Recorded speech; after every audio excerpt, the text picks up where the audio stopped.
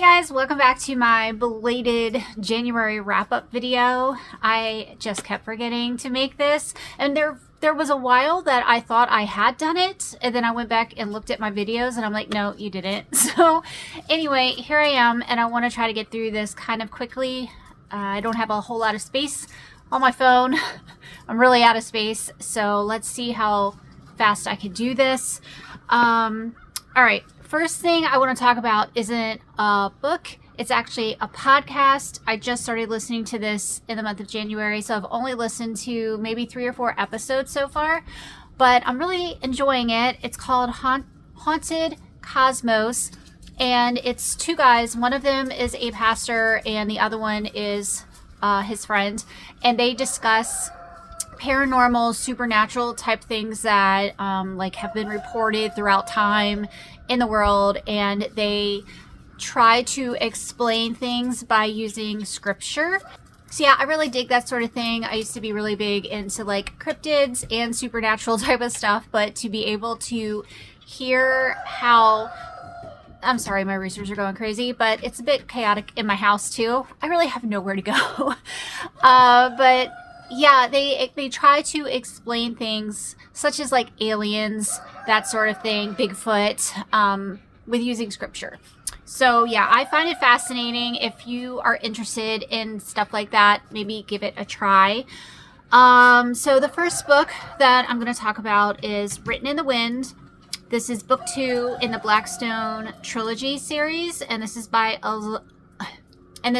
Elizabeth Camden. I gave this 5 stars.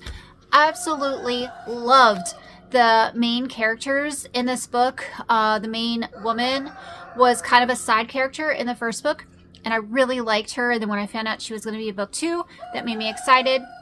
The guy is Russian, and for part of the book he's in Russia and he's trying to escape Russia. I loved all of that. I loved the setting. I loved their storyline, their kind of romance.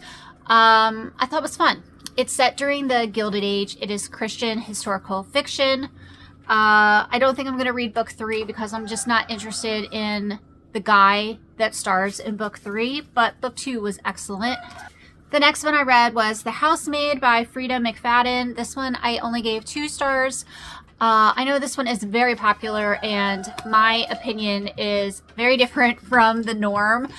This is a secular thriller book.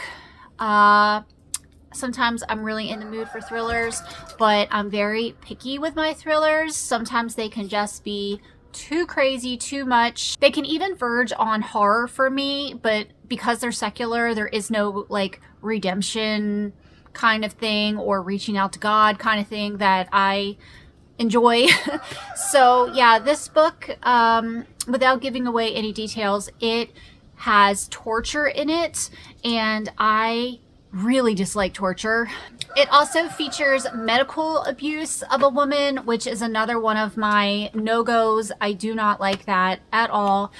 A woman's husband ends up putting her into a mental facility, and I can't deal with that.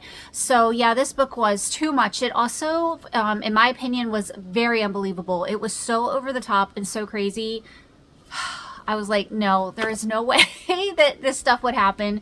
I ended up finishing the book because I was on a plane, and it was the book that I had downloaded on my Kindle, and I had nothing else to do. I didn't have like a TV on the seat in front of me, so I finished it, but I kept like grumbling about it while I was reading it, and my husband was sitting next to me, and he was like, just stop reading it. You really hate this book. And I'm like, I know, I hate it. It's awful.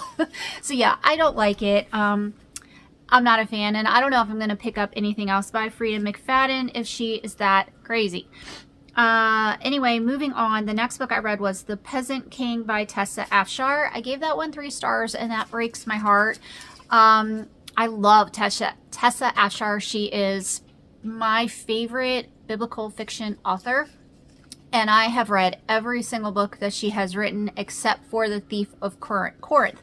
That is the only one I haven't read. And all of her books I give 4 or 5 stars to.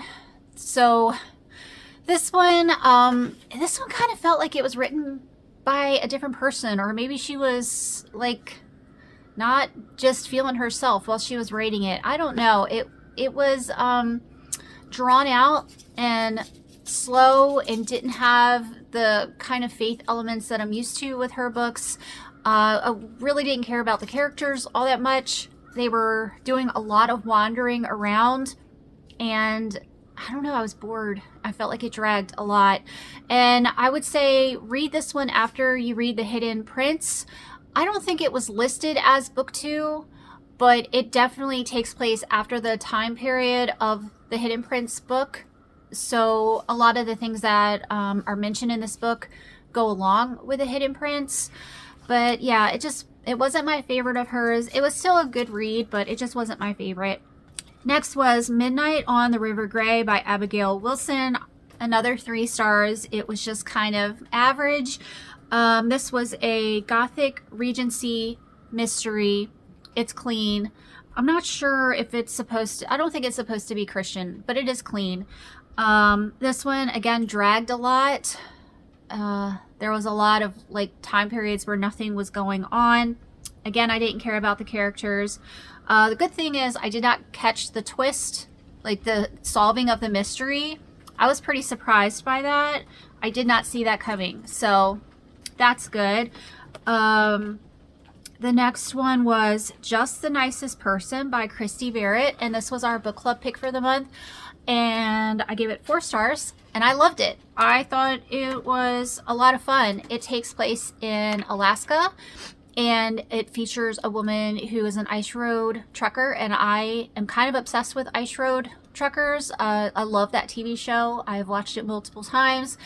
I have an obsession with all things in Alaska, even though I've never been personally. My husband just went for the very first time twice in the month of January. So it was a lot of fun reading this book and talking to him while he was there because he was sending me pictures. So yeah, I loved the setting. It also is about a group of people that because of circumstances, they end up creating a true crime podcast together, and I loved that aspect of this book. I do love podcasts. I like true crime and that sort of thing, and I loved their dynamics and all the different characters. There's a set of twins that are like social media stars, and I just thought they were a lot of fun. Like, each character is very different and definitely develops through the series. I'm on book 4 now. If you can't tell, I really do love it. I really think this book or this series should be turned into a TV show. I think that would be so much fun to watch, especially with the Alaska setting, and a Christian suspense TV show would be awesome. I love mystery and suspense and thriller shows, and there isn't a whole lot out there for Christians. So yeah, I think it would be a lot of fun. Also, the gang, the group of people that do the podcast, it reminds me of like Scooby-Doo, like the dynamics, like the different characters who are working together. And I'm a big Scooby-Doo fan. So yeah, it's a great book. It's a great series. Yeah, that was pretty fast. I got through it. Anyway, those are the books that I read in January, plus the podcast. Let me know if you have read any of these books and what your thoughts are.